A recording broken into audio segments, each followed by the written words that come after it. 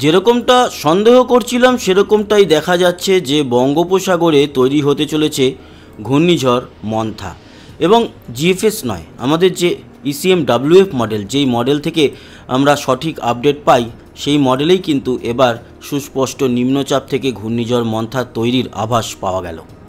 আজ 22শে অক্টোবর 2025 এবং আজ হচ্ছে বুধবার। আগামীকাল যদি 23 তারিখে চলে যাই তাহলে দেখতে পাচ্ছি 23 তারিখে কিন্তু একটি ঘূর্ণাবর্ত বঙ্গোপসাগরে তৈরি হচ্ছে। সেটি কোন অঞ্চলে? আমাদের আন্দামান থেকে খানিকটা পশ্চিমে। তারপর 24 তারিখে সেটি কিন্তু ভারী ঘূর্ণাবর্ত হয়ে নিম্নচাপের আকার ধারণ করছে এবং তখনই তাকে বলা যাবে না কোনো ঘূর্ণিঝড়। এর পরবর্তী সময় 25 তারিখ সেটি কিন্তু অতি ভারী নিম্নচাপে পরিণত হয়ে যাচ্ছে। অতি ভারী নিম্নচাপে পরিণত হলেও তার গতিবেগ ঘূর্ণিঝড় হওয়ার মতো অ্যাচিভ করতে পারছে না। 26 তারিখে যদি দেখি, 26 তারিখ কিন্তু ঘূর্ণিঝড় হওয়ার মুখে এবং সেই সময় যদি আমরা তার গতিবেগ পর্যবেক্ষণ করি তাহলে লক্ষ্য করা যাচ্ছে 60 কিলোমিটারের কাছাকাছি সে গতিবেগ অ্যাচিভ করে ফেলছে। তার মানে ঘূর্ণিঝড় তৈরি হওয়ার মুখে। 27 তারিখে সেটি কিন্তু প্রায় ঘূর্ণিঝড় তৈরি হয়ে যাচ্ছে, এরকমটাই আমরা লক্ষ্য করতে পারছি। এবং 27 ও 28 তারিখের মধ্যে এটি ঘূর্ণিঝড় মন্থা হিসেবে একেবারে তৈরি হয়ে যাবে।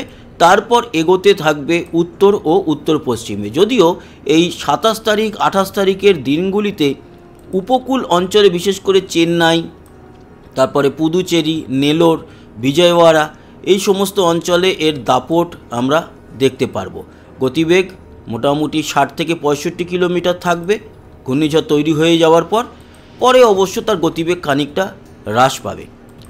পরবর্তী সময় আমরা 29 তারিখ নাগাদ দেখতে পাচ্ছি এখনও অবধি যা আভাস তাতে বিজয়ওয়াড়ায় সেটি আছড়ে পড়তে পারে। কিন্তু আবারও বলছি, আজকে সবে 22 তারিখ, আগামীকাল ঘূর্ণাবর্তটি তৈরি হবে। ঘূর্ণাবর্তটি তৈরি হলে তারপর কিন্তু বোঝা যাবে এই ঘূর্ণিঝড় বা ঘূর্ণিঝড় যদি তৈরি হয় তার সঠিক গতিপথ কোন দিকে যেতে চলেছে, বাংলার উপরে আসবে কি না, তার জন্য আমরা নজর রাখব। তো বন্ধুরা, মাঝে 4 দিন গ্যাপ দিয়েছিলাম। সেই গ্যাপ কারণ ছিল বিভিন্ন কালী পুজো, দিওয়ালি, এ সমস্ত ছিল। আর আমরা খুব একটা আপডেট পাচ্ছিলাম না, কোনো বৃষ্টি ছিল না বা হয়ওনি, তার জন্য আবার আজ থেকে আমরা আপডেট দেওয়া শুরু করে দিলাম। এবং শুরুতেই আমরা দেখতে পাচ্ছি যে ঘূর্ণিঝড় হওয়ার কিন্তু সম্পূর্ণ পরিস্থিতি তৈরি হয়ে যাচ্ছে বঙ্গোপসাগরে। এবং এই দেখুন 67 কিলোমিটার গতিবেগ দেখতে পাচ্ছেন। তার মানে এই গতিবেগ অ্যাচিভ করতে পারলেই ঘূর্ণিঝড় মন্থা 26 ও 27 তারিখের মধ্যে তৈরি হয়ে যাবে, এরকমটা এখনও পর্যন্ত আশা বা আশঙ্কা করাই যায়। তারপরে গিয়ে অবশ্য আমরা যেটা দেখতে পাচ্ছি 1-2 তারিখ নাগাদ খুব একটা বেশি কিছু আর নতুন করে তৈরি হচ্ছে না, তবে মাঝে মাঝে ঘূর্ণাবর্ত লক্ষ্য করা যাচ্ছে।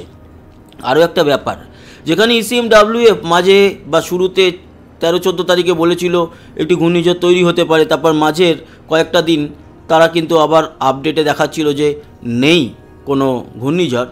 অথচ জিএফএস মডেল প্রতিদিনই বা প্রতিনিয়ত দেখিয়ে এসছে ঘূর্ণিঝড়, এখন কিন্তু ইসিএমডব্লিউএফে দেখাচ্ছে, মানে বিশ্বস্ত মডেল।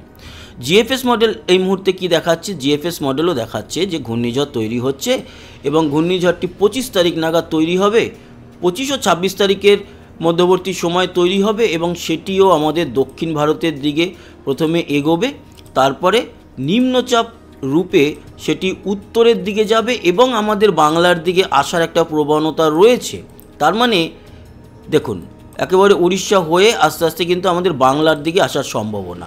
তাই জিএফএস মডেল অনুযায়ী আমাদের বাংলার দিকে আসতে পারে এই ঘূর্ণিঝড় মন্থা।